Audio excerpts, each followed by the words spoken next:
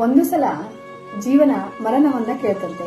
ಯಾಕೆ ಈ ಜನರಿಗೆ ನಾನಂದ್ರೆ ತುಂಬಾ ಇಷ್ಟ, ನೀನಂದ್ರೆ ತುಂಬಾ ದ್ವೇಷ ಅಂತ.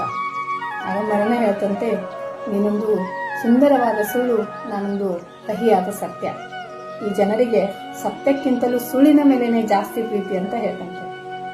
ಸಾಮಾನ್ಯವಾಗಿ ಪ್ರಾಣ ಹೋದ ಮೇಲೆ ದೇಹವನ್ನ ಸುಡ್ತಾರೆ ಅಥವಾ ಮಣ್ಣಿನಲ್ಲಿ ಹೂಳ್ತಾರೆ.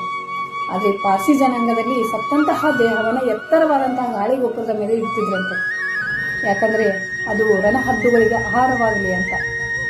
ಈ ಪ್ರಕೃತಿಯಲ್ಲಿ ಒಂದು ಜೀವಿ ಮತ್ತೊಂದು ಜೀವಿನ ತಿಂದು ಬರುತ್ತದೆ. ಆದ್ರೆ ಮನುಷ್ಯ ಜನ್ಮ ಬಹುಶಃ ಪುಣ್ಯ ಮಾಡಿರ್ತೇನೋ, ನಮ್ಮನ್ನ ಹೂಳ್ತಾರೆ ಅಥವಾ ಸುಡ್ತಾರೆ. ಇದರ ಬಗ್ಗೆ ಚುಟುಕುಗಳ ಬ್ರಹ್ಮ ದಿನಕರ ದೇಸಾಯಿಯವರು ತಮ್ಮ ಒಂದು ಕವಿತೆಯಲ್ಲಿ ಹೇಳ್ತಾರೆ.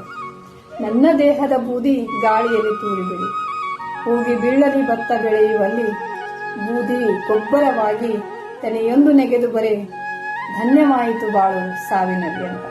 ಅಂದ್ರೆ ಸತ್ತ ಮೇಲೂ ಕೂಡ ನಮ್ಮ ದೇಹ ಉಪಯೋಗವಾಗಲಿ ಅಂತ.